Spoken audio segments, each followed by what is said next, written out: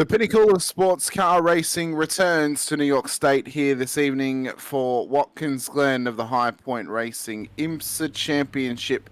We're here in tonight for the next round of this season as we go racing around a former street circuit, now permanent race course that has become a staple of IMSA and sports car racing amongst the US. Commentating here tonight, well, it's myself, Hamish Hunter, alongside Jim Cunningham, and you're here on MotorMouth Broadcasting. We're bringing it to you live over on YouTube through Sight and Sound once again. It's great to have you joining us here this evening.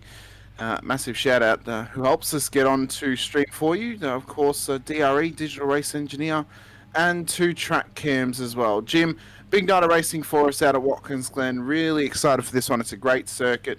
It's one of my favourites to drive and to watch racing happening as well. It's got so many different elements about it. I mentioned that it's a former street circuit, now permanent race course, so it has those elements of both.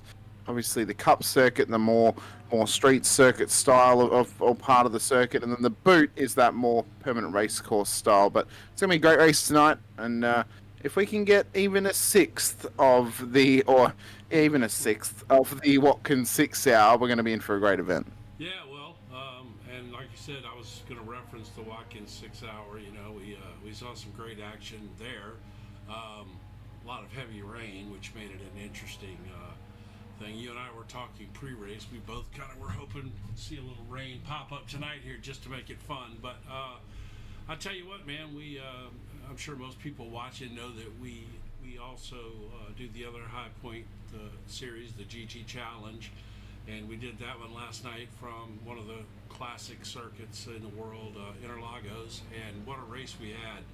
I am only hoping that we have the same level of race tonight. I am very excited. I love this track. I mean, when you think road racing in America, you know, it's hard for this one not to pop up right at the top of the list of what you think of. You know, this one, Laguna Seca and Road America. That's the 3 that usually pop to mind until you start bringing up things like Daytona. But yeah, man, I'm ready. This is going to be super exciting, and we're deep into qualifying here. We actually have about 4 minutes left. At the moment, Porsche dominance looks to be continuing at this stage. I need to ask you, Jim, as I wasn't here last week, are the Porsches still undefeated in this series? You know what? They didn't race last week. What? No, they were off. Oh, no, they didn't. They had a week off. That's right. Then that means they canceled. They canceled because they knew you weren't going to be there. So they just went ahead and canceled. Oh, well, I suppose then, Jim, to cut a long journey around the answer, is Porsche still undefeated? Yes, they are, because they didn't race last week. So we come into this round tonight. Undefeated is Porsche, Aaron Lewis, Tim Keen, and Adrian Puebla leading the charge for Porsche here this evening. Puebla's going to go straight to the top with the 131.29. We've previously been here this season in High Point Racing, a crossover in the GT Challenge where Nathan Biggett dominated to get his first race win of the season. Obviously, the start of a long journey that we've been on in that series thus far.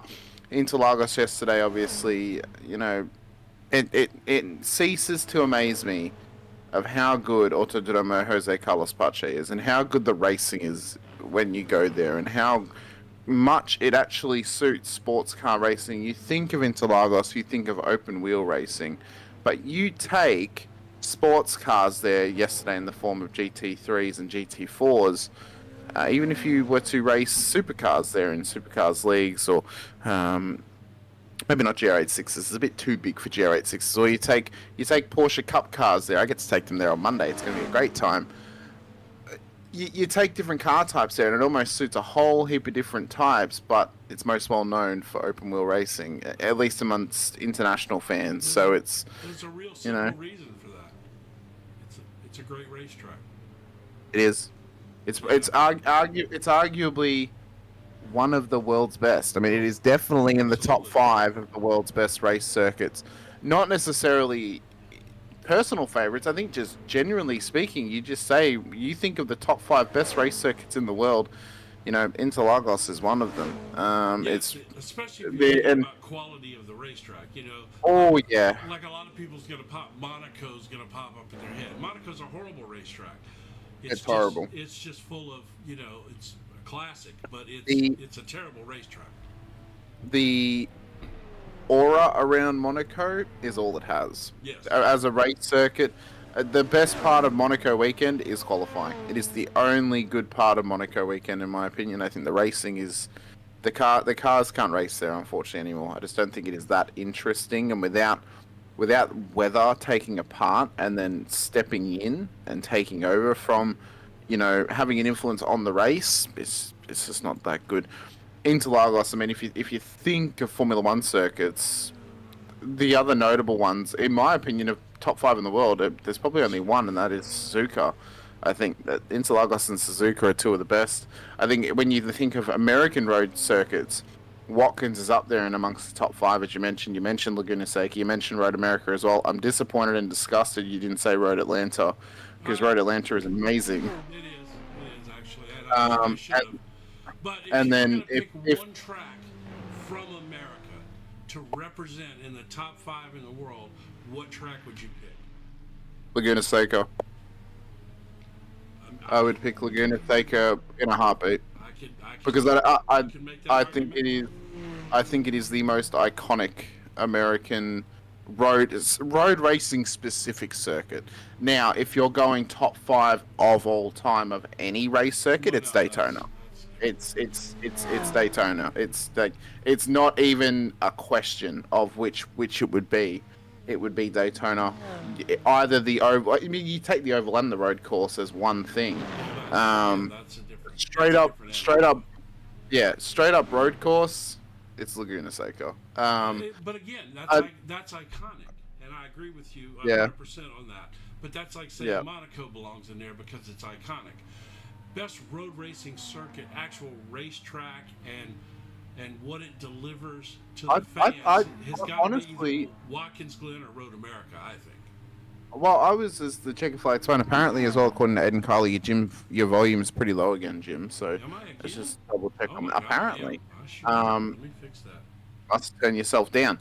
No, I'm it said it out. honestly, the racing at Laguna Seca is very good. Like there is very good racing at Laguna Seca. Road America, I think, is a great track. I'm just not that big of a fan of Road America, if I'm honest with you. I just think maybe I've just been disheartened by it by driving it for so long, and it's such a long track, and it feels like it goes on forever. I don't know. Like I can admit that it is a top five US road course, but I don't know. Laguna Seca and Road Atlanta, I think, are the top two best, and then I think Watkins is right in behind them. And then if you want to include the obviously stock car road course, not necessarily biased, but obviously it's the mainstream racing series in the US. You got to put Sonoma on there as well. Sonoma would be up there and amongst those circuits too. As qualifying has come to an end, it's Porsche dominance once again. Adrian Puebla has gone straight to the top of the timesheets with a 131.01. Aaron Lewis, a full second off that time in P2. Richard Newman, Tim Keen, Shelby Huff. And then we get into the Ferraris, which have obviously been absolutely nerfed. Right.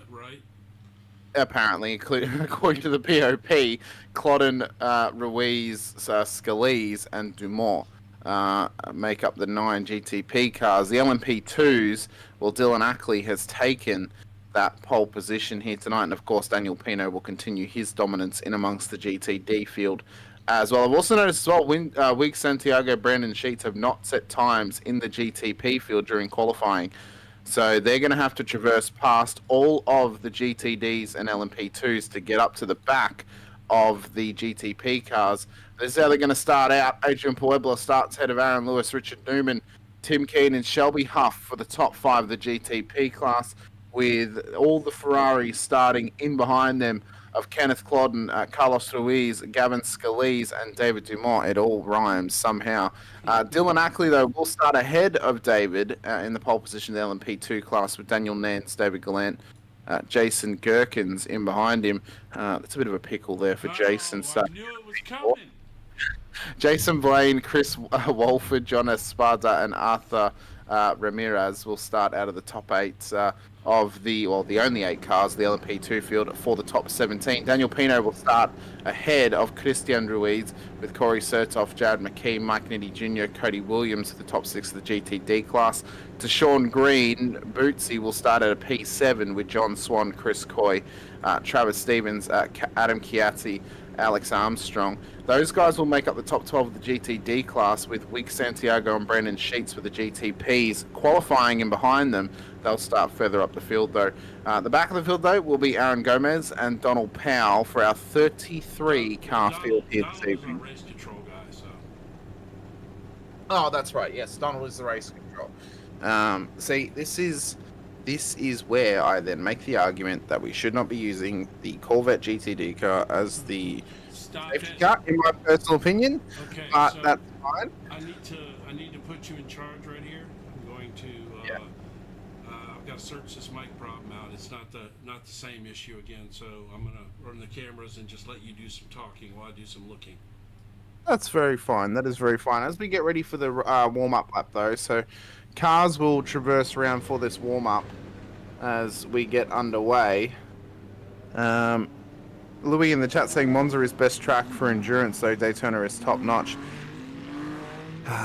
Monza it's a great track. I just think it is a send it and bin it type of circuit.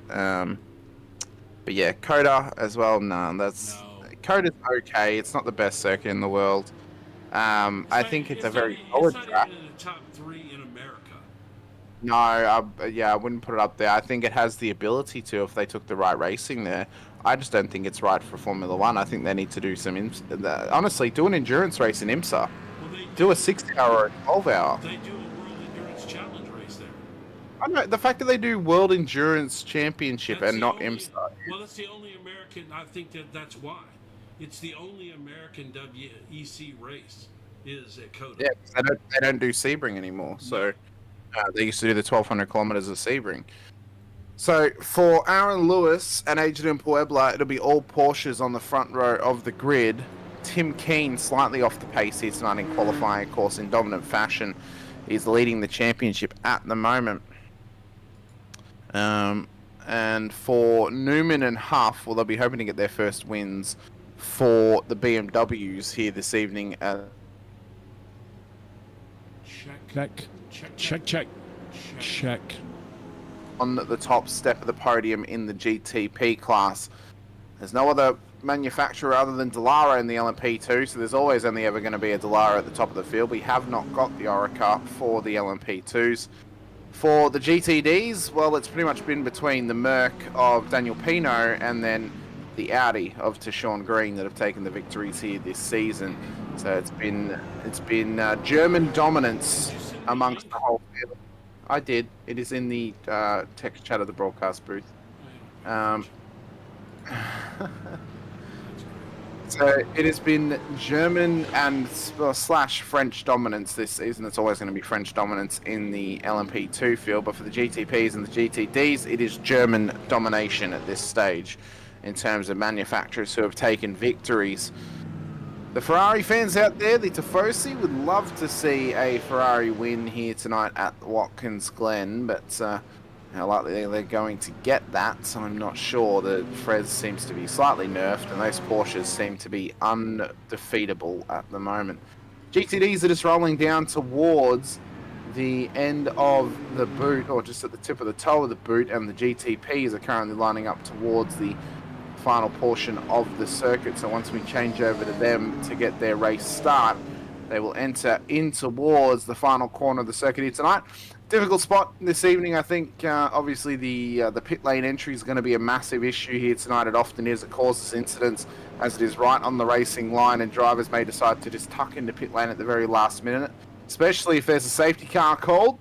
Cars line up though on the straight. Green flag is up from Barney, and it's about to get waved. Green flag at Watkins Glen, and we're underway down towards turn 1 for the GTP field. Let's see how they go off this race start. Further back, the LMP2s get underway as well, down towards turn 1.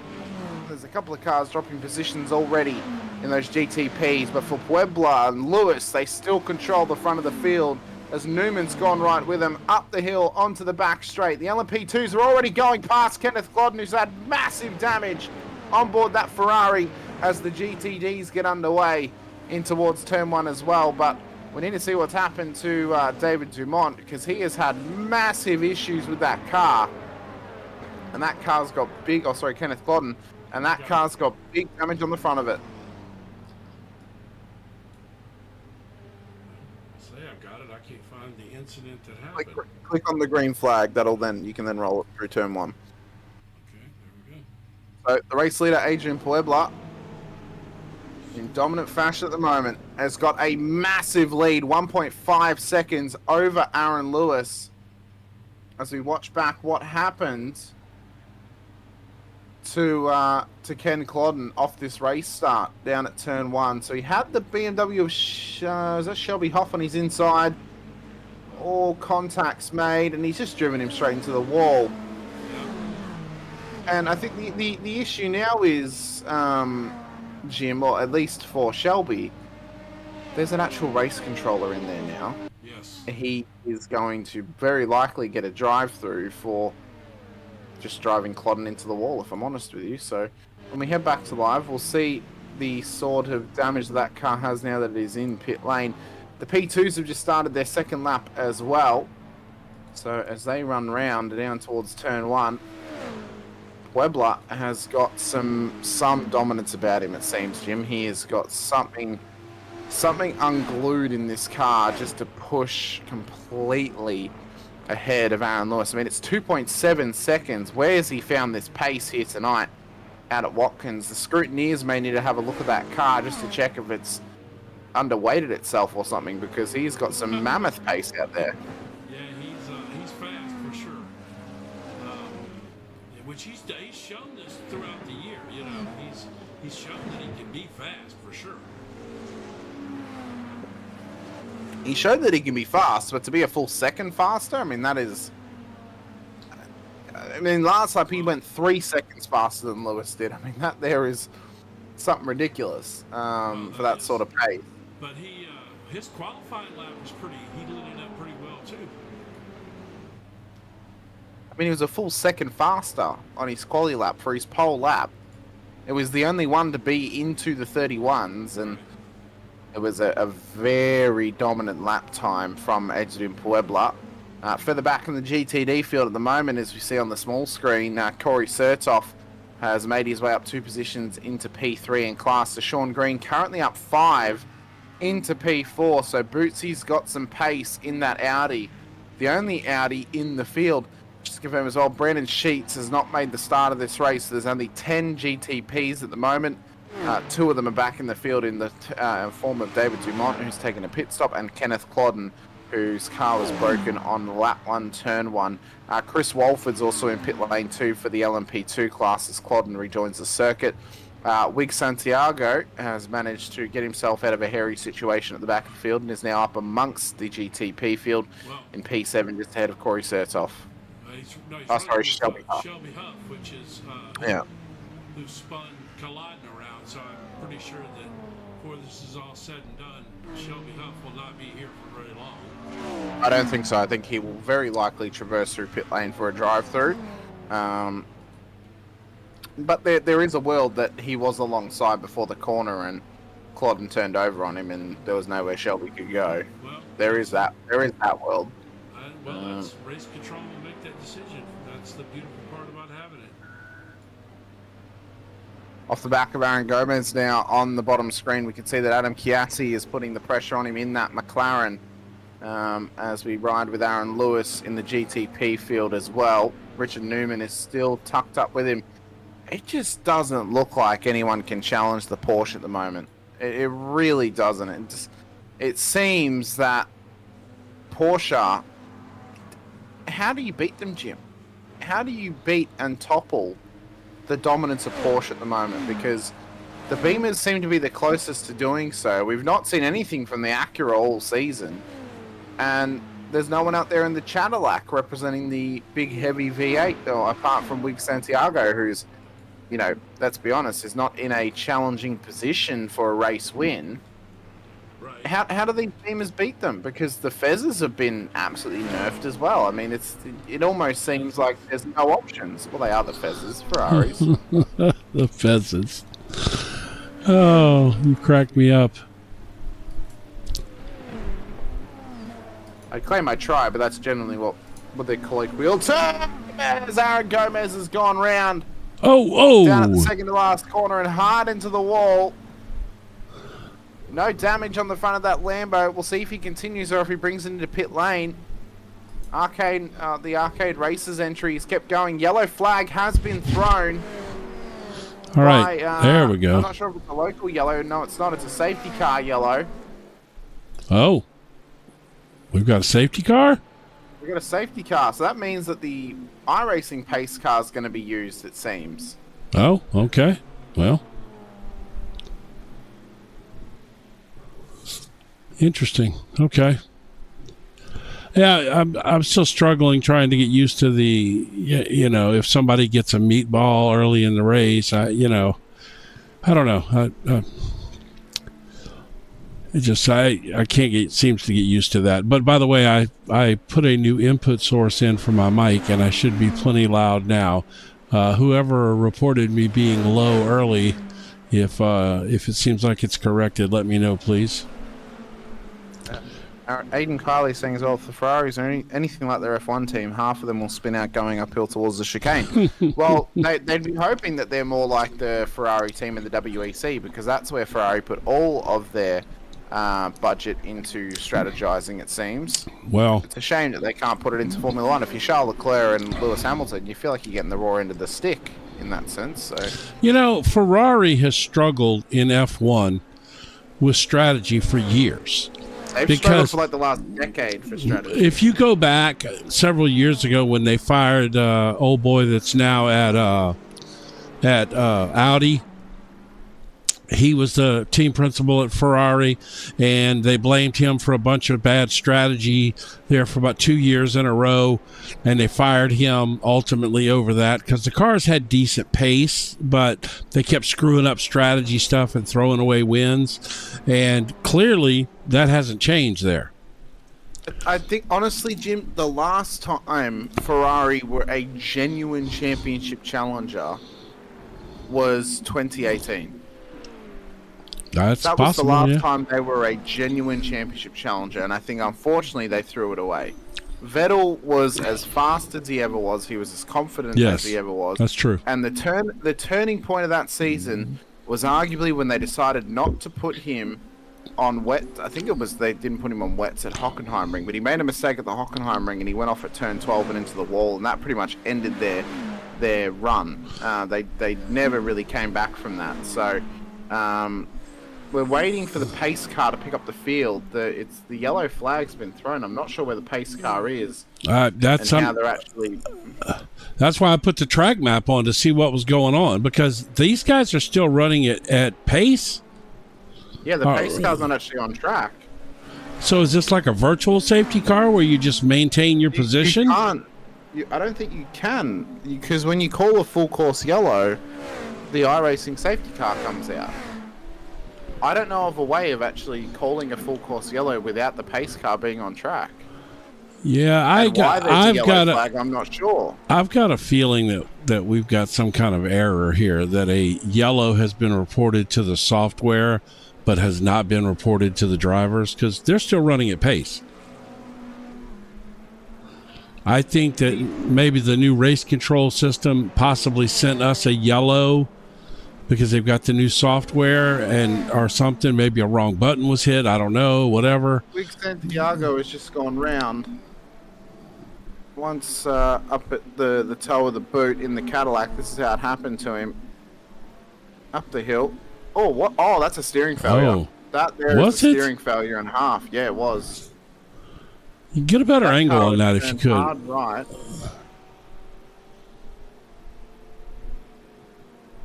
Oh no! What's happened? He's just driven across into the wall. Yeah, I think maybe not a steering failure. That almost seemed like a monitor failure or something. Like his VR or his screen. Yeah. Because it was kind of like, I mean, now there's a big bunch of them pitting here. He's also just entered a closed pit lane. So, well, if that's the case, everybody's entering it because we got 3 guys in there. There's red lights. Now all of a sudden, lane represent that the entry's closed. So they've just entered a closed pit lane. They're about to get a drive-through because they've entered into a closed pit lane. The pit lane's not open until the whole field is caught up to the train. Yep, they're still not caught up. Pace car, no. So the entry is still closed. The exit's open. The exit always remains open under an iRacing safety car, but the actual pit lane entry is closed. So that then says to me that those few drivers who come in, well, that was Daniel Pino. That was Pino, yeah. Including Daniel Pino, should have a drive-through because of that. Man, because you see it there, clear as day, the red lights on the post. Well, that'll make you want to have a drink, won't it? When we come round. Oh, it would. It really would. Because you'll notice when they come round, and we'll ride on board with Adrian when they come round, because you'll be able to see it off the top of his car. Oh yeah, you should be, sure. There'll be green lights on top of that pole, which represents the pit lane entry being open because the whole field's caught the train. So, because whenever the iRacing pace car's called, you can't pit on the first lap that the pace car's called. You have to wait until the second lap. Yeah, but the pace car was called like 2 laps ago. Remember, they kept driving around. I tell you what, you know what? While you're doing that, you know what I'm going to do? I'm going to go back and find that pit road entry. Yeah. And hold on, I'm going to find it right here. Give me a second.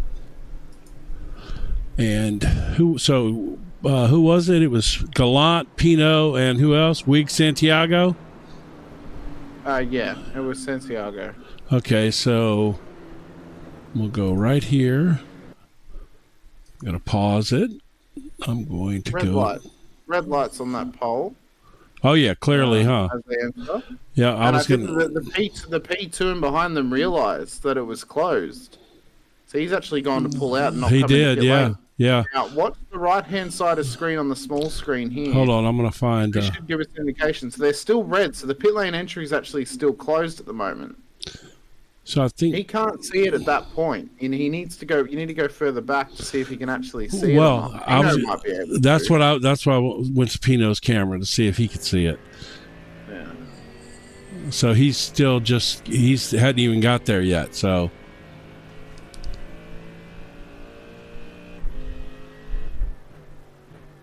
It's an interesting scenario. If they have a drive-through, no, that's not right. Commit to it soon. All right, let me see. Obviously, if it stays red the whole time, then it just means that the lights are red and drivers can come into pit lane. But they should only be red if it's closed. There you go. It's closed.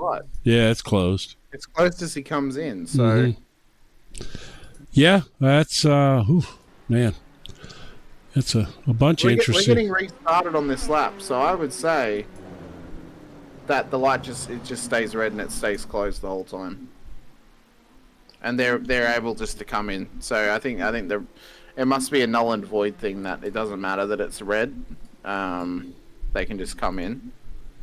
If that is the case, maybe a big mistake for the. Are you still LMP2s. Are you still on? No, we're on the LMP2 at the moment. Oh, you're on the LMP2s. Okay, cool. Yeah, we're on the LMP2s at this stage. So I do like. The case, yeah, I don't know. LMP2s, like you would come in at that stage because it's free fuel. Yeah, no, I mean, so if that's the case and it's open and it wasn't closed, then what Pino did, in theory, could be brilliant. It would be. Because he would get free fuel. Now, he very likely will need to pit again. Yes, but he's only going to take a splash. Right. Yeah, it'll be a splash. And he won't take tyres because it's only an hour-long race. He doesn't need to take tyres. No, and by then he'll probably be back up close to the lead anyway because it's him. Now, where the GTPs are weaving, we're still getting wave arounds. And they're weaving. Why are they weaving?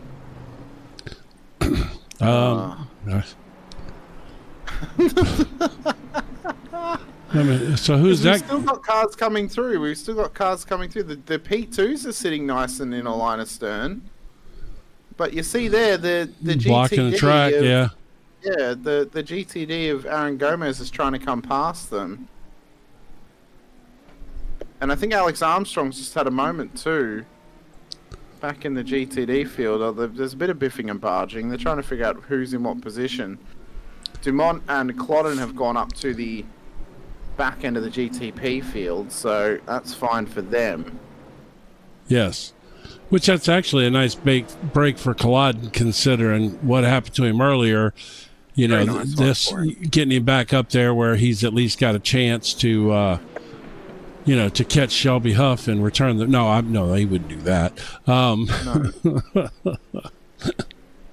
To make up some of that ground he lost. No, he wouldn't. I was just playing. Yeah.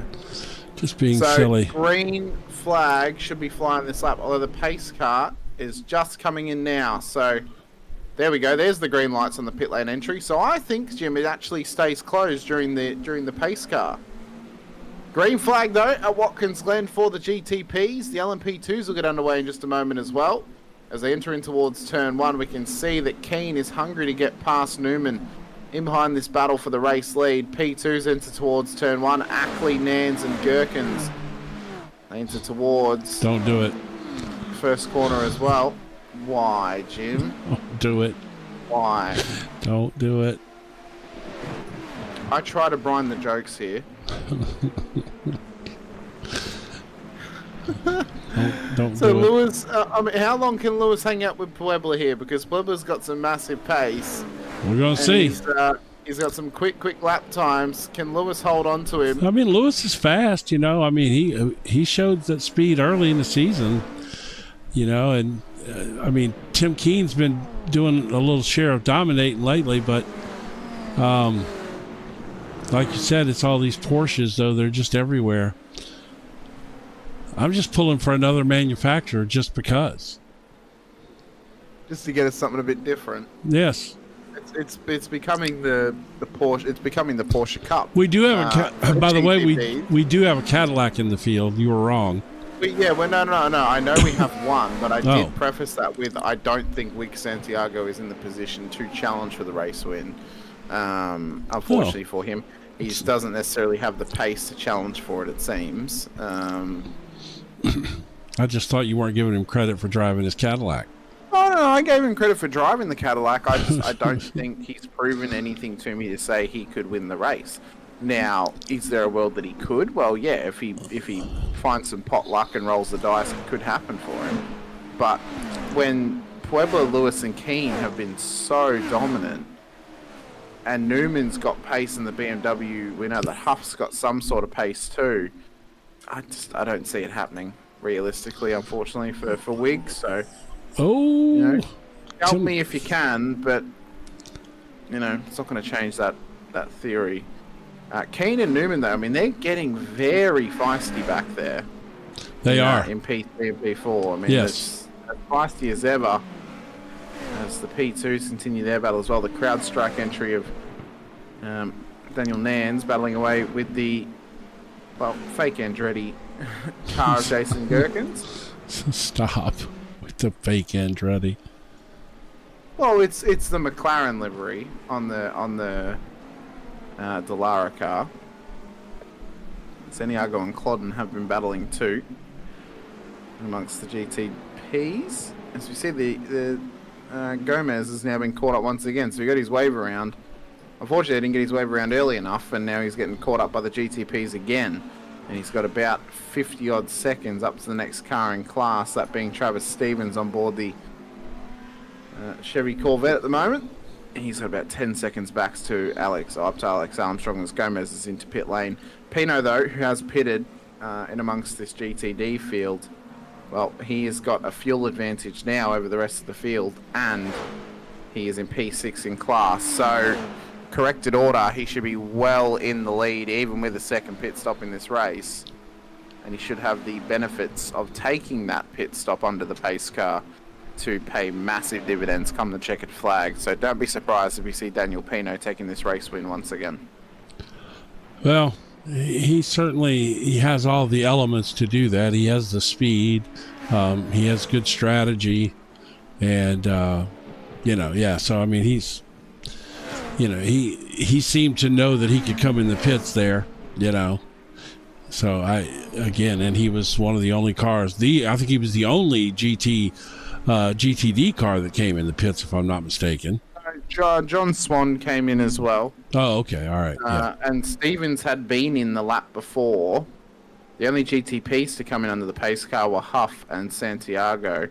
So maybe there's something into that. And then David Gallant. Huff probably came in as well. Huff probably had a wee bit of damage from when him and Collard got together. So more than likely he had a little front end damage he was taking care of there. Well, battle for P2 in class in the GTD field continues on. Mike Nitti Jr. and Corey Sertoff battling with Sean Green in behind them. Daniel Pino is chasing them down, though, ever so slowly, getting up to the back of this pack. Looking to make it a fatal four-way with Culloden and Santiago, who's gone round at turn one. He sure did, didn't he? So the Cadillac has whipped him off once again. Let's see what's happened to him down at turn one.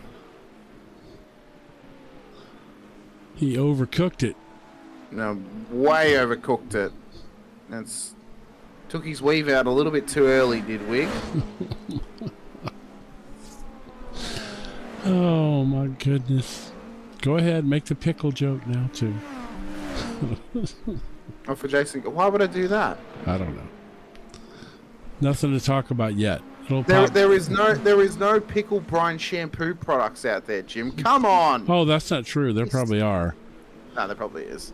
I There's know probably some sort of vegan hair product that has brine in it. juice, Cody yeah. Williams has gone round as well. Let's see what's happened to Cody back in the GTD field on board that Acura. Is it a turn one spin once again?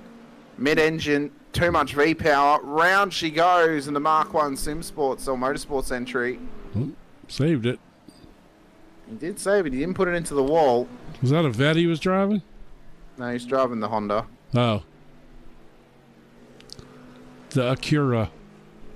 The Acura, the Honda, the V-Power machine. So I don't like that drivers do not rev the absolute piss out of the rev counter. It's not Honda enough, if I'm honest. So it should way be more Honda. Just bouncing off the rev limiter. Oh yeah. You know what's funny? You say that. You know the old boy, the drift guy. I can't think of his name now, but like the famous drift guy, and he runs those Mazda rotary engines. So. Oh yes, Mad Mike. Mad Mike. So he's a Red Bull guy, right? And he just switched to, I want to say maybe a McLaren, but it's still got. He bought a McLaren and he put a rotary in it. Right. So I saw him in Houston right as he debuted that car, right? And my gosh, to hear that thing in person up on the rev limiter, holy cow. Man. Yeah, it's insane. Oh, yeah, it was crazy how loud it was. Look at this. Oh, my goodness. I was taking it all the way out there wide. As well has had an incident too. In fact, he's off the circuit on the entry off the exit of the boot. This is right down there where the bump is. Yeah, he's backwards too. Come back onto the Cup circuit. This is how it occurred to him in the Porsche. It's up and around, hits the bump, and round she goes. He saved it though. He did save it. He has a little bit of damage on the front of that car. Yeah, he's going back in the right direction. Lou is the best drifter of all time, hands down. Well, I don't know about all that, but I don't know enough about drifters to know that. But I did know that that Mad Mike guy, that car was insanely loud. The two things I took away from that was there was like the whole Red Bull lineup from the F1 car all the way down through the GTD car, the trucks, everything. And the the two things that I took away from that Mustang with the V8 in person sounds insane how good it is, man. It's got that deep V8 rumble, you know. And Mad Mike's car, man, like 14,000 RPM, whatever it does, some crazy number like that. He's sitting on the rev limiter, just bouncing off the rev limiter. Wow. Well, I know that Aiden is absolutely just pulling our chain by mentioning Han from Fast and Furious in making that claim. But, I mean, for actual best of all time, it's pretty hard to go past Yuichi Imamura in D1 Grand Prix. Or even Daigo Saito as well, so there are some... Yeah, you're definitely Japanese drivers. You're definitely out of my comfort zone. Yeah, they go to what's the name of that circuit? Well, there's Tsukuba. Tsukuba, yeah, that's what I was thinking of. Tsukuba. There's Tsukuba. There's Ebisu. There's a couple others as well. Daniel Pino better watch out. Oh, yeah. He's just past Bootsy. And... Well, Bootsy's actually closing up on him, I think, but maybe not. But either way, he's got Bootsy behind him, so you know Bootsy still owes him one from earlier in the year. Of course. He owes him one from 2 weeks ago out at Laguna Seca. So. Oh, I wasn't there for that one. Did he hit him there too? That's where Pino hit him. No, but he Pino also spun him round. Pino also hit him at Long Beach. No, he didn't. It was at Laguna Seca. Well, then he it hit was him out of the lead. Then it was the other way around. Then Daniel hit Tashawn at Laguna Seca. I mean at Long Beach because one of them. Because I wasn't there for the other one, and I witnessed the hit. Pino turned to Sean at Laguna Seca out of the race lead and then gave him back the win at the end of the race. Oh, well, he also, one of them hit the other one from behind at Long Beach. I don't remember which one it was, but you were there for that. Did you fry through that part of your brain at some point in time? Probably. Yeah. I can't blame you. I've lost a few brain cells along the way. Sometimes lobotomies come naturally, Jim, as Dylan Ackley comes to the pit lane. Self-induced, yeah, I get it fully. No, it just naturally occurs. Well, no self-induction from me. Heap of cars going to pit lane as well, actually, as I mentioned. Ackley and Nansen, Gherkins, Blaine, all into pit road. Christopher Coy's also come in as well. There have been a couple of LMP2s who have pitted, including John Esparza, Arthur Ramirez, of course, Chris Walford, who's just got back onto all the LMP2s just about in the lead group except for Gallant. Is the only one. Yeah. Thought he drove a GTP car. Who? Gallant? I'm referencing yesterday. Yeah, I know you are. I know. Of our little... I know. Gavin Scalise as well has had an incident in his Ferrari at the bus stop chicane. Oh, it's big damage. That is big damage. He has towed back to pits. He was also then blinking like all buggery. Pulled off. He tried to come back. He probably had a dingo eating on his his internet cable. Very racist of you, Jim. Is it? Is that Australian? Is that racist? No, it's not. It's more like I don't matter. It doesn't matter what race you are. If you live in Australia, you get dingoes chewing on your cable. That has nothing to do with race. I didn't realize that our cables were our children, Jim. It's a very serious issue in this country. Oh, dingoes eating the children? One child gets taken by a dingo every 50 years here. Oh my gosh. Not actually. No, they're all in zoos. Just ask. No, they're in the wild. Just ask Ewan. They're all in zoos. Remember, that was his big joke, remember? Yeah. Oh, my goodness. Okay. I digress. We've got a little action. Mike Nitti Jr. has now lost out as well to Daniel Pino. That's not what I wanted to do. but Mike is yet to pit as well. So Pino's all the way up to second, and he's already taken fuel, a little splash of fuel. Actually, Pino doesn't need to pit again, Jim. What?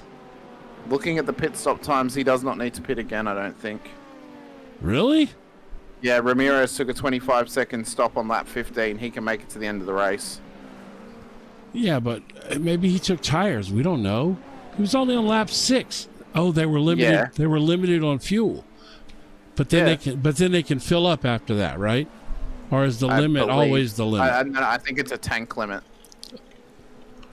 The tank is limited, so the tank gets you over so far. No matter how much, if the tank is full, which it has limited, fill rate, 60% or whatever. Yeah.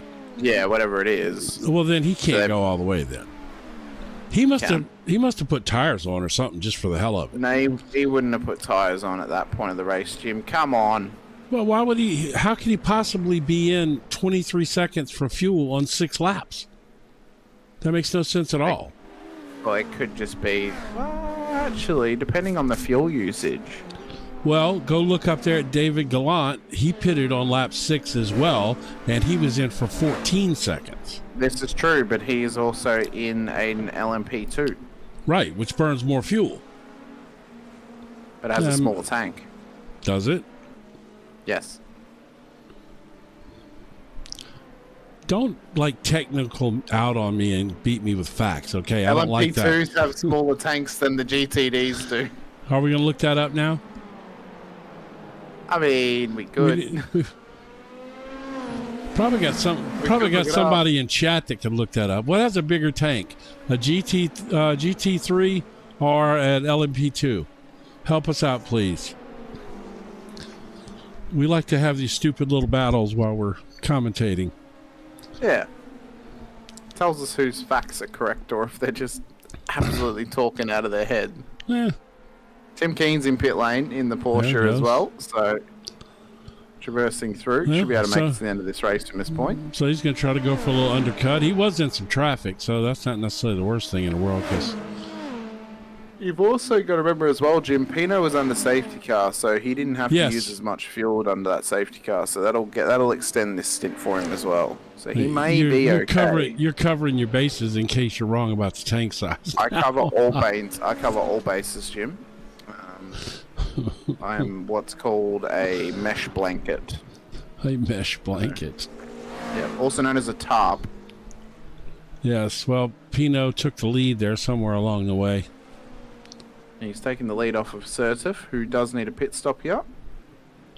So now I mean, we'll see where they end up, but the fact that Stevens and Swan both took a similar amount of pit stop time to Pino, that says to me that they've been able to do it at that stage. All right, I will give you that. I will give you that fact, okay. LMP2 cars have a standard maximum fuel tank of 75 liters. And, oh, wow, there you go. You need to be right once. I was trying to help you out. Yep, and it also means, Jim, that LMP2s do not use more fuel than GT3 cars because Clearly LMP2s have got more aero on them. Yes, but okay, so now the next question is, for the series, what's the limits? Are they 60%? So across 60% all of 75 across all categories? Okay, all right. Yeah, that's what I was asking. If 50% of 75 liters. No, I got that part. Okay, yeah. I can do the math. I was just asking if everybody. I just know, Jim, that we like to give math lessons here. Go ahead. You can educate them up then. Well, if you're going to give them a math lesson, is Gallant going to have to pit again then? Okay, so Pino went up on the jacks, but I think they go up on the jacks regardless if they take tires or not. No. They don't? No. He took tires then. There you go. Thank you. Because I know that the supercar goes up on the jacks regardless if you take tires or not. Well, that's a supercar. That's some Australian guys. So he did take tires. He did take tires, but his tires were probably, if he was able to take that much fuel, they'd be covered by the tires anyway. Yeah. No, I'm just, I was just speculating that maybe he did take tires, just for the hell of it, Yeah. Who knows? Who knows? Maybe he did. You never know. You really, truly never know with him. He's just got his own, he's kind of his own thing, Yeah. I love him. He's turned into such a great interview now. He's so much Honestly, fun. I before we went live, I gave him the nickname of El Drago, but he probably a good nickname for him. He is a bit of a dragon in terms of just being able to just fly away and just breathe fire on everybody else. Well, and to be fair, he's intimidating. If he's behind you, he's one of those guys that will. I'm not saying that's what happened last night, but if he's behind you, he certainly makes you drive out of your mirrors. And by the way, is that the entrance to pit road back there? Because the lights are green now. They are green. Yeah, they went green when the pace car came in. So when the pace car into pit lane, they went green. Interesting. But I don't think it really matters. They didn't have a penalty system set up, I think, if they entered a closed pit lane. So Right. Because otherwise, Pino would have driven through by now. He wouldn't, or he would have been disqualified. So, well, we've heard nothing from race control, have we? Nope. I would have surprised that we would have at least heard that there was no action taken regarding that colliding. Well, we would have seen on the yeah, but on the SDK overlay, we would have seen race control get onto the radio to tell them that there's a penalty. Like it would have actually lit up with their name on the side, unless you've got radio turned off, Jim. I do have radio turned off. Well, then that's why we won't see it.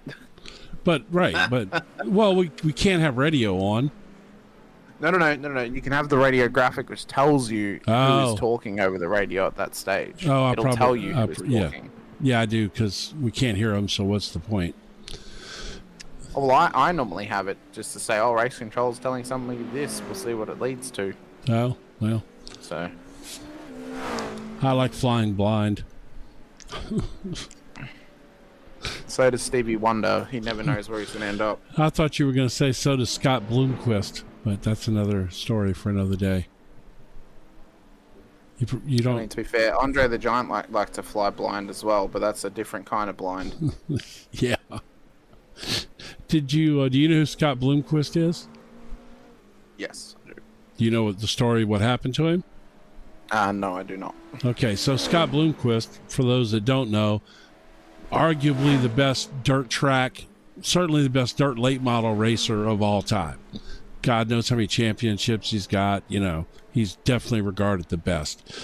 So his whole life he's flown, but he doesn't have a pilot's license. His dad was a crop duster or something, so he grew up flying, and he flew all the time. They had a huge farm or something. He used to fly around his property, and anyway, he flew all the time with no license. So he died just within the past year. He crashed into his own barn, and everybody assumed it was an accident. Come to find out, he committed suicide. He purposely flew into his own barn to kill himself. I don't know that we ever found out why. Maybe he was diagnosed with cancer or something and wanted to go out that way. I don't know, but yeah. So that's the Scott Bloomquist thing. Blaze of glory, I suppose. Maybe he just didn't want to, be one of those guys that suffered if he had something like cancer or something. I don't know. Quite possibly. Week Santiago into pit lane now, though. So well, that's not his first time. He's pitted already once. Yeah. No, comes through the barber shop window and that car stops. We'll see what sort of advantage he now pulls from actually coming through pit lane for a second time. Shelby Huff now leads the way. We would assume he would need to come in as well, since Wiggs had to come in. Yes. To pit road. Now, it's only given them an extra 10 minutes of fuel. I'd say then that probably does mean that Pino's going to only get an extra 10 minutes as well. But I believe that those GTD cars get normally about 40 minutes. So right. You can probably get to the 50-minute mark and then come in. They get 40 and the GTPs get 30 to 35, right? Yeah. Yeah. Because of the 60% tank capacity. So yeah, we'll see what happens with Shelby and when he comes down pit road. So Reins up. Aaron Lewis and Richard Newman have been nose to tail now for several laps. What's a mistake for Wig Santiago? It seems he's taken tyres, Jim. Ouch. And that there would not have been worth it. No, that It would means he's taken them on both stops. So if he'd only taken fuel, he would have been much better off. 'Cause Yeah. He's taken a 22.4 second stop there, so that there is a Well, bit of a mistake. okay, for so Mr. Santiago. to be fair, we've talked about maybe he doesn't have the pace to run with the front guys, right? We know that. So my thought is maybe he's 3 wide right there. That was interesting. That was a very interesting entry into the bus stop. Stop. Well, yeah, that was okay. All right. Yeah, let's take it 3 wide into the bus stop. I would for sure. He's got his bus ticket. Yeah, right. You know, Apparently, he listened to Ludacris in Too Fast and Furious, so he's got his bus pass. yeah. Apparently, he had the express version because he flew by all heading in there. That's Shelby Huff, right? Yep. Yeah. Yeah. He's already been involved in one incident earlier, so we'll see. Why not make it 2? Sometimes 2 is better than 1, Jim. Indeed it is. We'll see when he pits here. I'll be curious to see how far he can go. I would think his time is drawing near. I would argue the same thing. And very likely he'll need to come into pit lane very, very shortly. Whether he takes tyres or not, though, to get the real advantage of him pitting under the safety car, he would have to go without tyres on this stop. Otherwise, absolutely. It'll be a wasted opportunity So, for strategic advantage. So to finish my thought on Wig, since I got distracted by 3 wide into the bus stop, maybe Wig had worn his tires down a little too much. Maybe he didn't like the way the car was handling because maybe he roughed his tires up.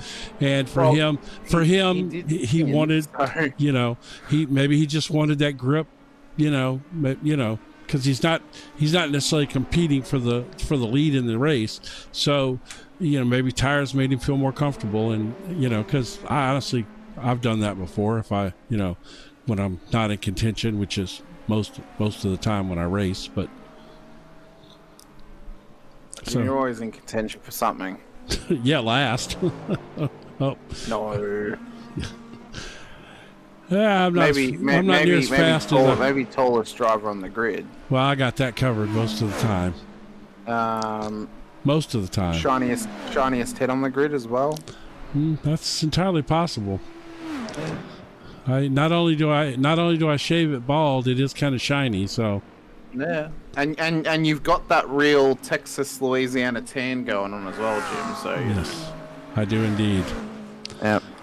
Right now, I got the Disney World tan going on too. So I bet your shoulders are just pale compared to your forearms. Oh yeah, no, I definitely have a farmer's tan for sure. Oh yeah. Although I did do some pool time earlier in the year, so I evened it out a little bit. Oh, Shelby Huff's in. He is in. So let's see how No, long this stop is for him. no way he takes tires. No, he shouldn't. If that thing goes up on the jacks, that is a wasted opportunity because he should easily be able to exit pit lane amongst Aaron Lewis and Richard Newman. Yeah, should be. Based Well, on the fuel load he needs. yeah. Wow. I thought you were saying Puebla. No, yeah, but I know you're right. No. He should be in the range of Newman and he's not taking Lewis. tires. Yeah, He's only taking fuel, so I think he comes out probably. Well, he's definitely going to come out ahead of Culloden. Well, see this right here. So this is a prime example. Now the question is, did he get enough fuel? Did he get too much fuel? Did he waste a second? And if he's using crew chief, man, I tell you what, it's not very accurate. There's definitely better sources out there to do just like fuel. our stream sponsor, Digital Race Engineer, Jim. Indeed, Digital Race Engineer. So Jim, it has voice coding.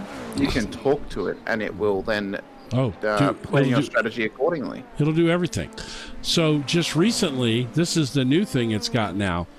It's got you can ask it how long the rain will remain heavy, or how long till the heavy rain hits, and it will tell you. That's some of the new technology stuff that they just came out with. Pick your local weather person. Name your digital race engineer after your local weather person. It seems. There you go. There you go. No, I'm telling you, man. To me, it's worth it just for the spotter alone. Because how annoying, honestly, is that crew chief spotter? Seriously. Like even when you're out in qualifying, if you're in lone qualifying, it's telling you got a car on your left and all. I mean, it's ridiculous. The crew chief spotter is terrible. If for no other reason, digital race engineer is so much better just for the spotter. And that's not to even mention all the other aspects that it's better at. But I got a kick out of that rain thing the other day because I did a race earlier last week, and the rain was 99%, but it was supposed to come late in the race, and it never did come. And these guys were putting on wets on a late pit stop thinking that they were going to catch the rain and be fast, right? And it didn't happen. By the way, Shelby Huff did not come out amongst those two. He's about 16 seconds back. Yeah, like 15 seconds back. He still needed 18 seconds worth of fuel, and it was still a 50-second traverse through pit lane, so he gained all of about 7 seconds on them through all of that. He is still in the top 5, though. He is back to where he started the race. Yes. Which is a fairly decent effort for him. Right. But he's now behind the guy that he's in front of the guy that he had an incident with. Pino's just been into pit lane as well, and he's about to traverse out of it, and he's still well within the lead of the race. Ruiz 12 seconds. has just entered the final corner, and Pino's just rejoined the circuit. So that has worked an absolute treat for Pino. There's only a 12.6 second stop to get him home in this race. Did not take tyres, as we mentioned. Yeah. So he's in a solid position at the moment. Yeah, I mean, to be honest, a guy like him, it's almost a little different strategy. He's so fast, I mean, I don't want to sound like we're just, well, I'm not going to say the word I was going to say, but, like we're not just riding on the bollocks of never thought in my life, Jim, I'd hear you say that word. I'm so proud. Well, it's better than what I could have said, so I chose to go bollocks instead. Could have said coattails. Well, I could have, yes. We're not coattail riders of Pino necessarily. I'm quite impressed by his speed, and I've watched him a while now, so long before we even started MotorMouth Broadcasting, I knew how fast Daniel was. But, he's just a different guy, man. Although I will say Puebla's putting on a display like Pino right now. He's just walking away from these guys, man. He's got a 14-second lead. He's out there cruising, and Lewis and Newman aren't exactly slow. No, they're not. I just think maybe they're just struggling for the pace here tonight. Well, even if you look at their put the time in across the week away to just get really prepared for tonight's race. You look at their best lap times. I mean, it's a half a second off, okay, but I think it's more, for 14 seconds. It's got to be consistency too. Puebla is just putting down consistently solid laps, just over and over and over again, and there's a beauty to that all in itself. A lot of people can be fast for a lap. We've seen that. How many guys have we seen that qualify on the pole but can't run up front in the race? This is true. They've got the 1 lap pace, but they can't match it across the race distance. At this stage, though, Adrian Puebla has got a dominating lead with around about 10.5 minutes left to go. Aaron Lewis, Richard Newman on the podium for the GTP class. Dylan Ackley, David Gallant, Jason Gherkins on the podium for the LMP2s, and it's Daniel Pino, Christian Ruiz, and Corey Surtiff for your GTD podium at this stage. Across all of the podiums, there are 3 German manufacturers and, of course, 1 French manufacturer for LMP2.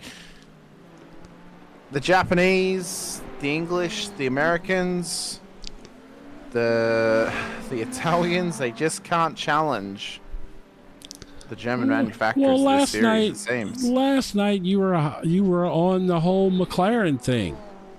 You done changed in one night? Yeah, no. There's one McLaren in the field tonight. I'm Jim. just saying, though. You were saying how fast the McLarens were.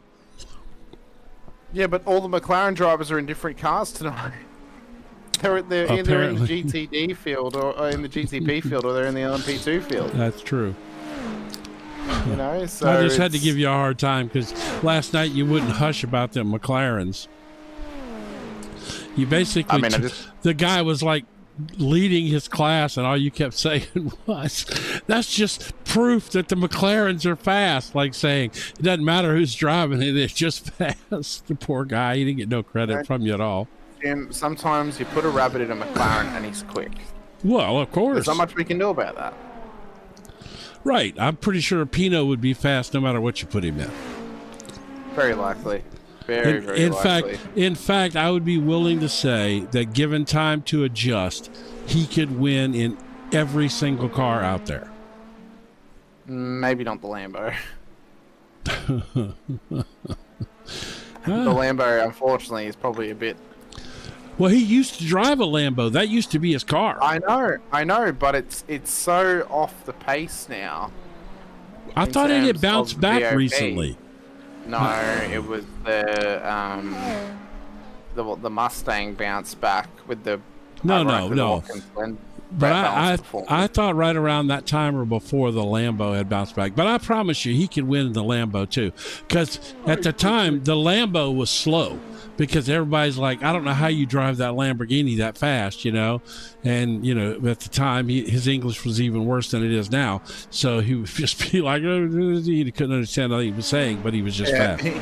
He's just there like, no, exactly, right, yeah. Lamborghini. Yes, right, right. And he was so fast in that Lamborghini too, man. He's just like, Lamborghini, thanks, guys. Yes, exactly. His interviews used to be that short too. It was funny, yeah, because you know he would get in there and in the chat room he was comfortable and he would just chat away. You know, I never understood a word he said. He was.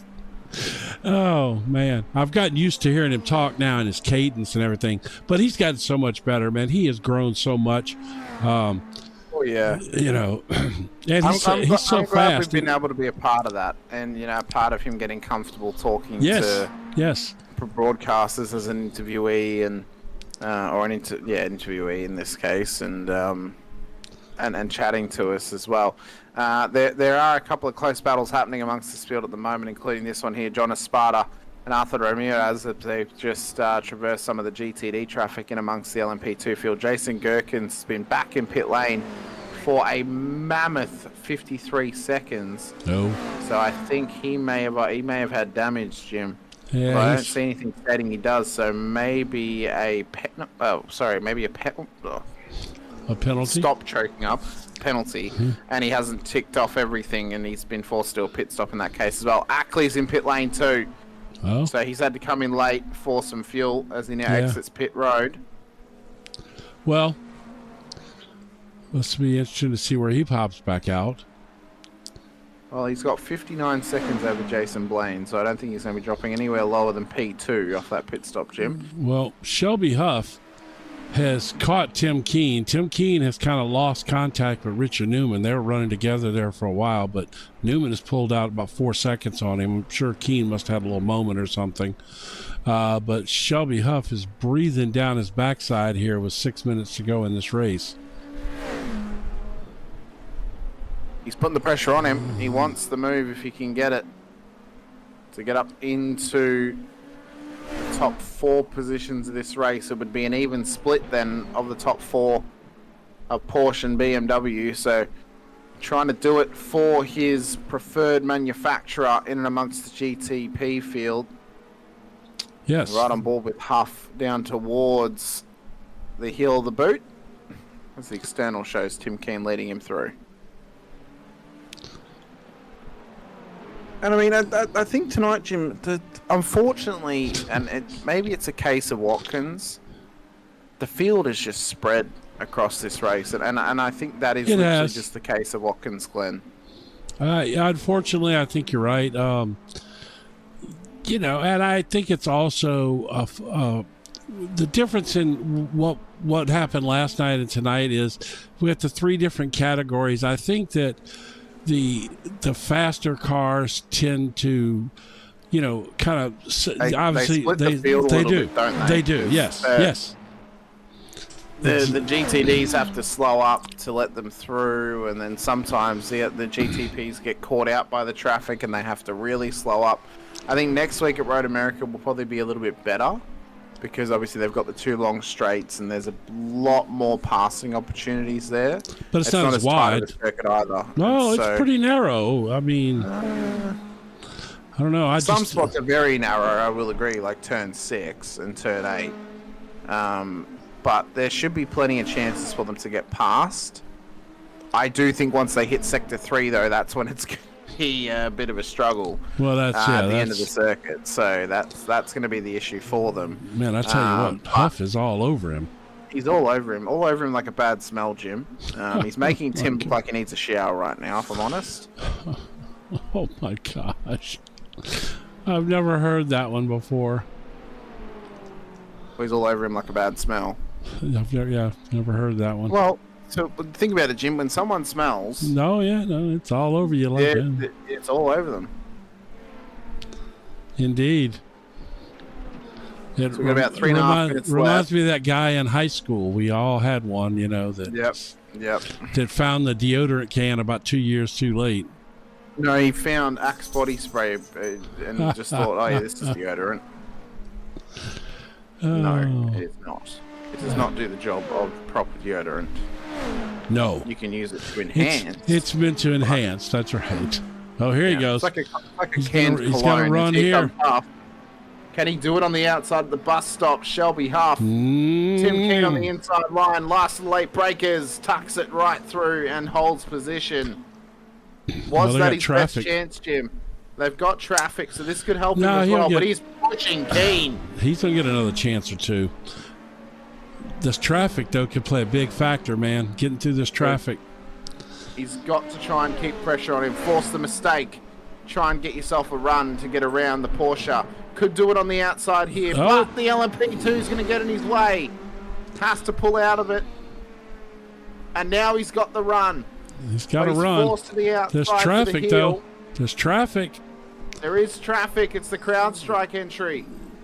Which way is the LMP2 going to go? Huff has just tucked it ahead. Oh, he got him. of Tim Keen, and position made.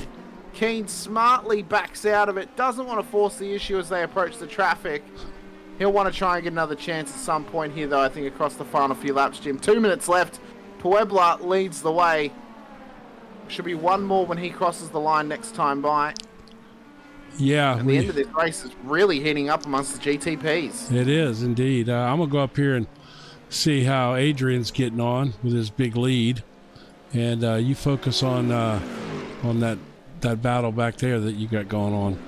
I tell you what, Jim, this traffic, we mentioned it, how it can have an effect. Well, it's already built up a 0.6 second lead over Keen for Shelby Huff. So because he was able to do it as they approached the GTDs, Keen was then held up trying to get past those GTDs up through turn 4.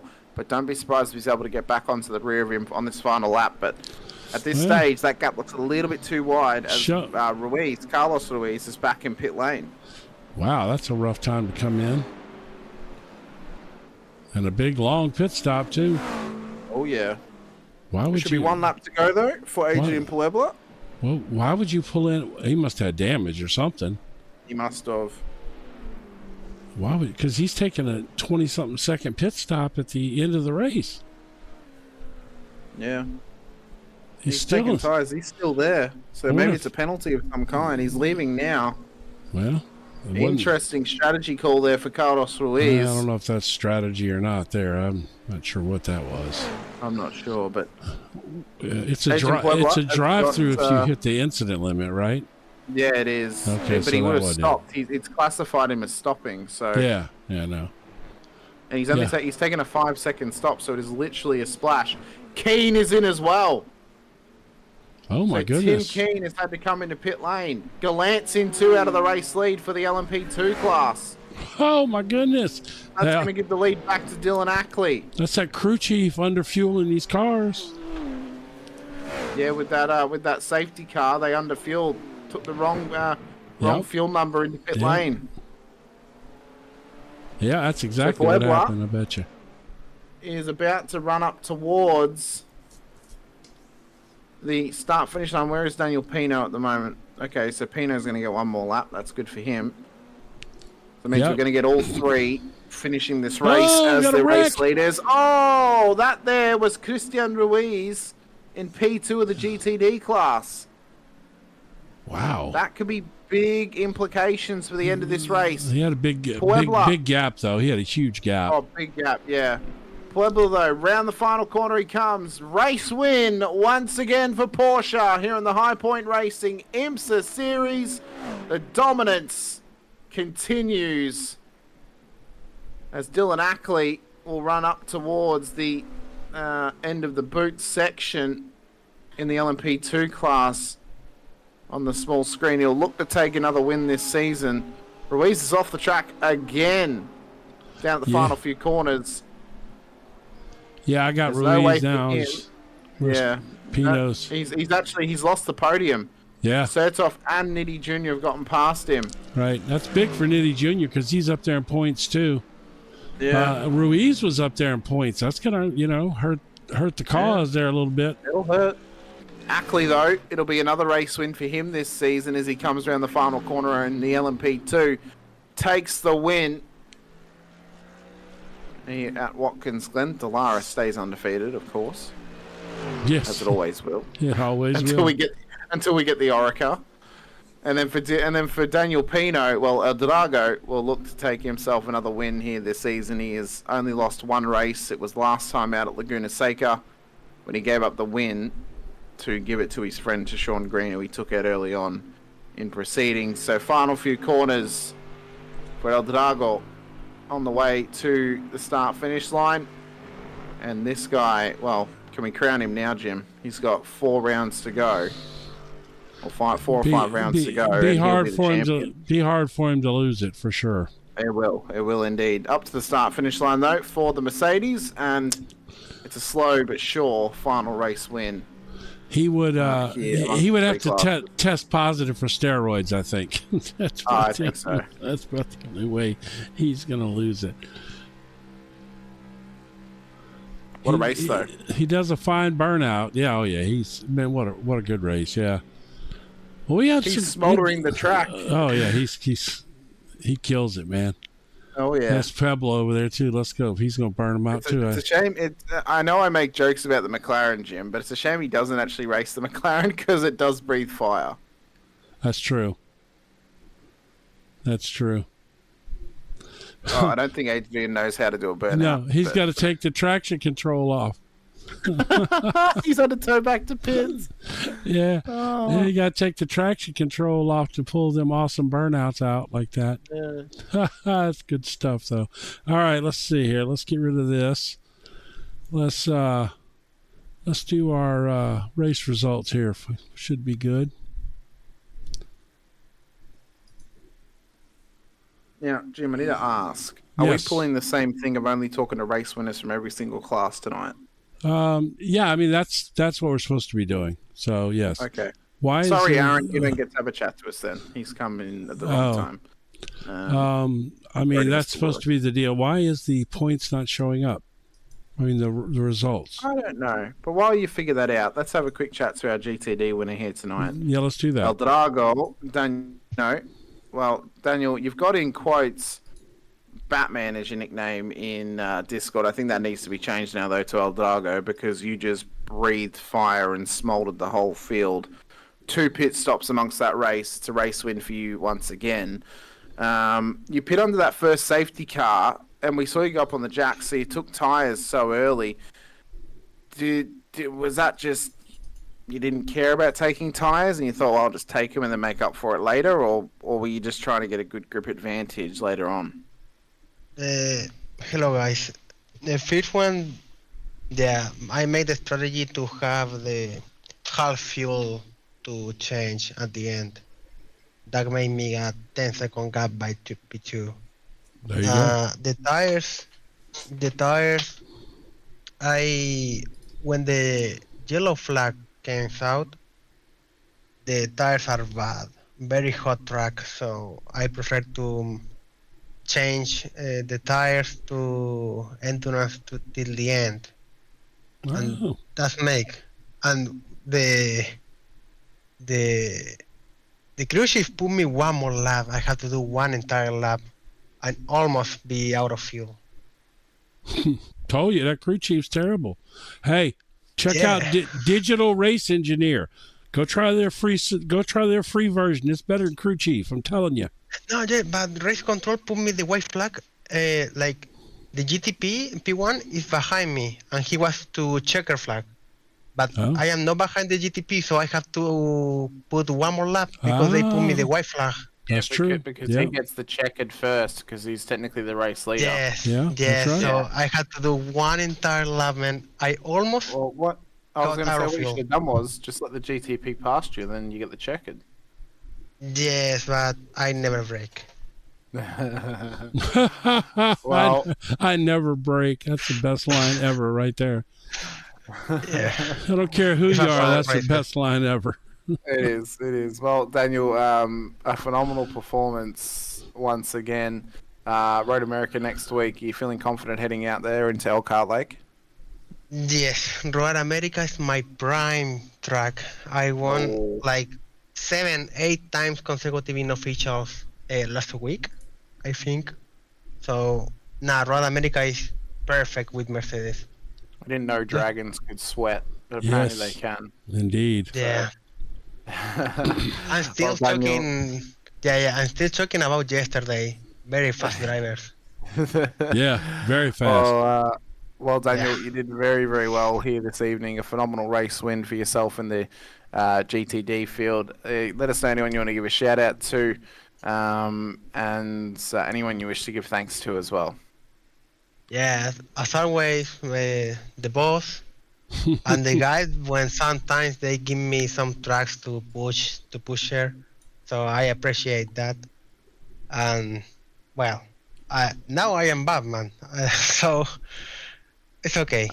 To ask you El Drago, but Yes. and then as well, if you could give thanks in Spanish as well, it'd be much appreciated. Yeah, gracias gente, gracias por su apoyo. Se sigue, Mercedes arriba, continúen con el auto que les guste, no importa el meta. Keep going. There we go. Gracias, Daniel. Vamos. Best of luck next week. Yeah, see you guys. I figured it out now. I've got the results Yeah. whenever you want them. Yeah. Oh, you can bring him up now, and then we'll have a quick chat to Dylan afterwards. So, as they stood, it was Adrian Puebla to Aaron Lewis, Richard Newman, Shelby Hoff, Kenneth Clodden for the top 5, Tim Keane, Wig Santiago, Carlos Ruiz, and David Dumont for the top 9 cars. And we got to the LMP2s of Dylan Ackley, taking that race win to David Gallant, Jason Blaine, John Espada, Arthur Ramirez, Jason Gherkins, and Daniel Nans made up that field. Daniel Pino takes another win for the GTDs ahead of Corey Surtoff for our top 18 in the field. And it was Mike Nitti Jr., Christian Ruiz, Tyshawn Green, Cody Williams, Adam Chiatti, Travis Stevens, and John Swan for the top 9 of that field. It was then Chris Walford in the LMP2 ahead of Chris Coy and Gavin Scalise then in his GTP car. Jared McKee, Alex Armstrong, Adam Gomez, Donald Powell, and then Brendan Sheets never got started, or Donald Powell was the race controller as well. So, massive thank you to him. We'll now drag in our LMP2 winner here this evening in Dylan Ackley. Dylan, congratulations, another race win this season for yourself. Talk us through that one for you and how you found Watkins and dealing with all the traffic this evening of the GTPs coming past. And then obviously having to pass the GTPs and having to pass the GTDs as well throughout. And how you managed to strategize your way to a race win. Yeah, it was a difficult one for sure. Traffic wasn't honestly too bad for me. The biggest thing was saving tires, because this track, all the high-speed corners kind of destroy your tires a little if you push too hard at the beginning. And fuel. because I knew we were going to have to pit twice. I think David Gallant pit under the safety car, which I thought he was going to have me at the end, but we went one lap longer than I think I was expecting, and he had to pit. So I just got lucky at the end, honestly. But yeah, I'm super happy with it. So the P2s were always going to have to pit twice. Yeah, we're limited to, I think it's 45 liters of fuel. So with tracks like this, where you're full throttle a lot. Yeah.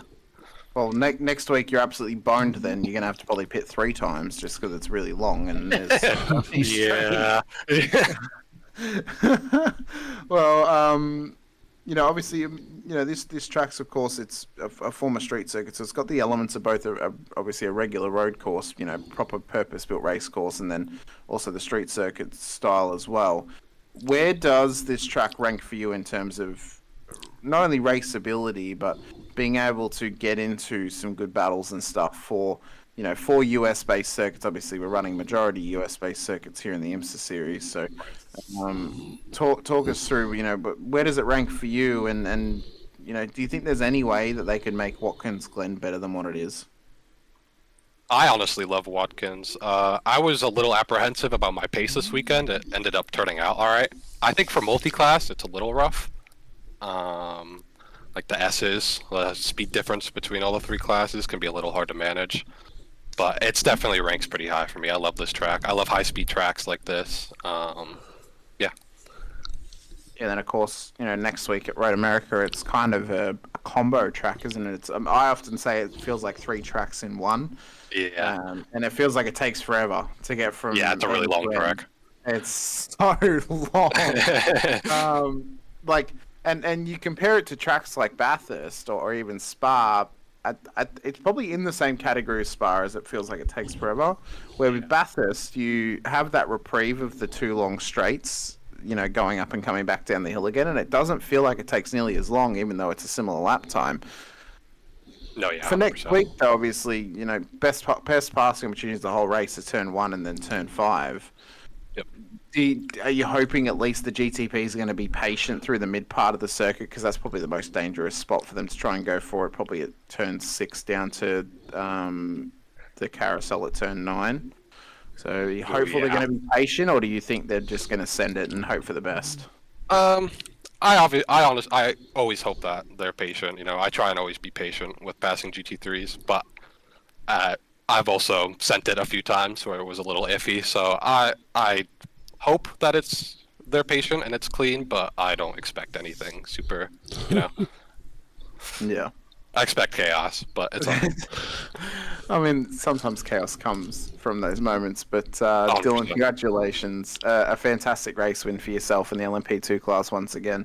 Let us know anyone you want to give a shout out to. For myself and Jim, congratulations on your race win, and best of luck next week at Road America. Yeah, I appreciate it. Thank you, guys. No worries. Thanks, Dylan. Next up, we have our race winner here this evening, Jim, in Adrian Puebla. Takes himself another race win in the GTP field. Adrian, you carried the flag for Porsche this week. For once, it's not Tim Keen taking the race win. How in the hell were you a second faster in qualifying in those other cars? Because we may need the stewards to have a look at your car for weight disposition or something, because you had some mega pace out there. And was it just the case that you really clicked with this circuit and with the setup as well, or were you just able to find another groove compared to the other guys? Well, I mean, to be honest, it was mostly practice, I will say, because I didn't start practicing until like yesterday roughly. So I was very shocked to even sort of 31.1, because I was mostly hitting 31.5, 0.6, thinking, okay, this might get me P2 or P3, but to be P1 by a second, like, shocked me. I was honestly kind of surprised, but yeah, like you said, it's crazy. I mean, it's like, and I think what the most crazy part is, it's not like you're a second faster than an unknown field. You were a second faster than, guys like Tim, even Richard Duman as well, who have been Aaron Lewis on the pace all season, and Aaron Lewis too. I mean, on the pace all season, and you arrive at, in Watkins, and you're just so much faster than them. Now, you've missed a couple of rounds this season, so that, obviously the points haul does help you, but it doesn't necessarily give you a lifeline at this point. But what more do you think now you can pull out of this season? Because obviously there's Road America next week, VAR the week after, two pretty difficult tracks, very tight tracks too, so pretty hard to get past the traffic. Do you think you can be strong there and carry a similar form of pace into those circuits, or do you think it's going to be one where you'll have to wait and see until we arrive?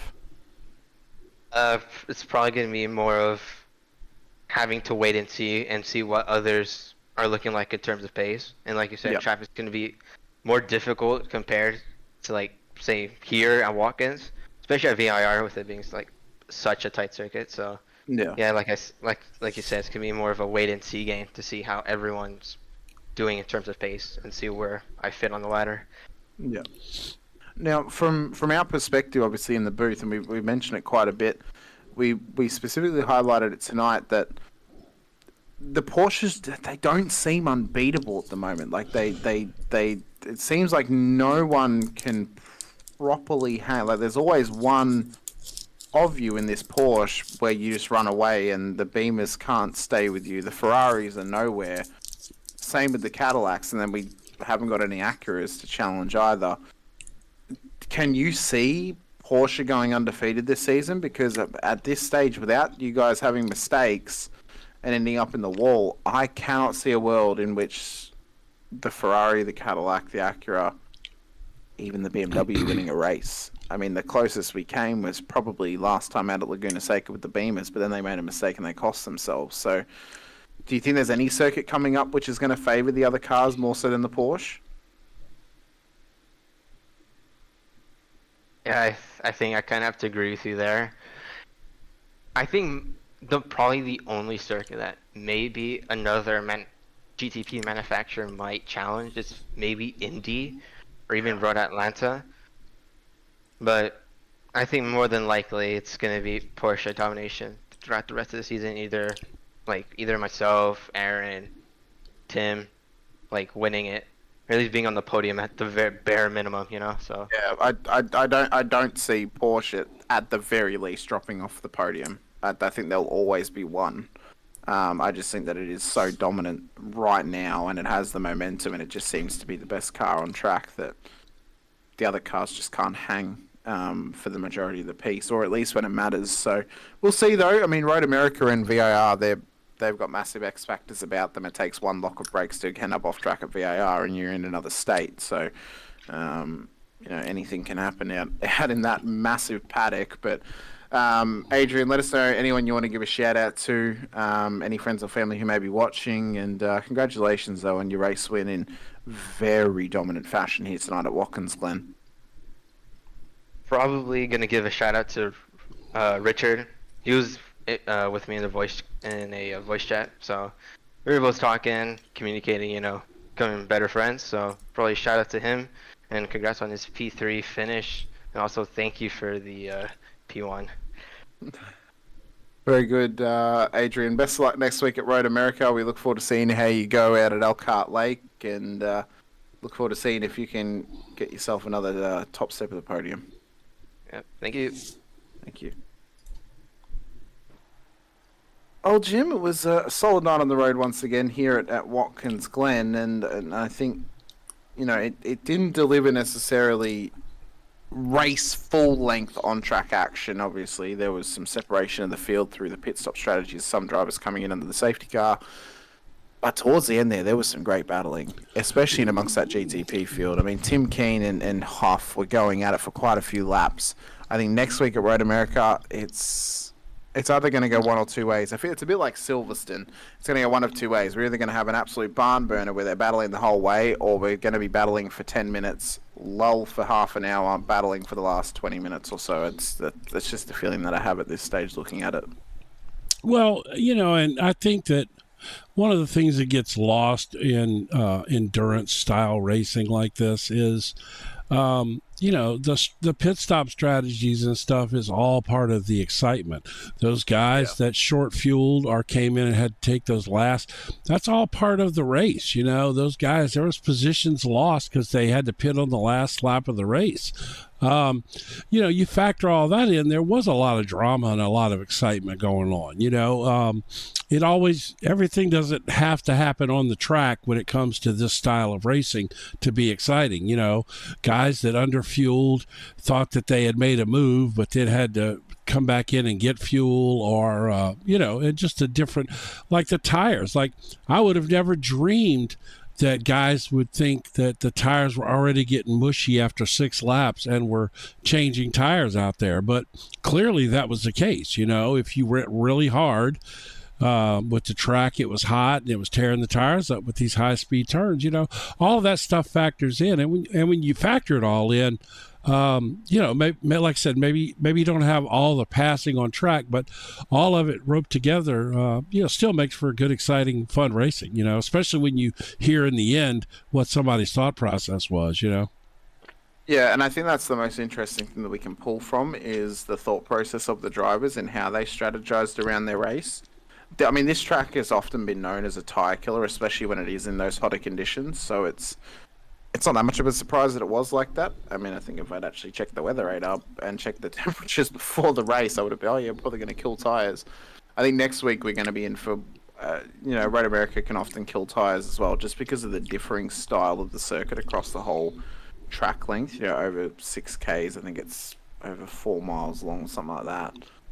VAR is going to be a similar scenario too. I think Indy probably be okay for tire wear, and then I think Road Atlanta we should be fine for tire wear as well. So I think tire wear is going to be a factor the next 2 weeks, but it's going to be interesting to see how it all plays out. So if you want to watch along with us and see how it all plays out and you haven't done so already, hit the like button, the subscribe, the bell icon as well to be notified whenever we go racing here on MotorMouth Broadcasting. Next up on the docket for you here on the channel, the I2I Xfinity Series. Saturday evening we'll be going racing once again with a 30 car plus field. Myself and Ewan O'Leary in the booth for that one, with Jim in behind us pulling all the cameras and all the excitement for us as well to show it all off for you. It should be a great race once again.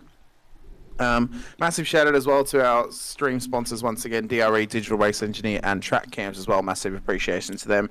Thank you everyone for taking time out of your day, out of your lives, out of your evening, whatever it may be, to join us here.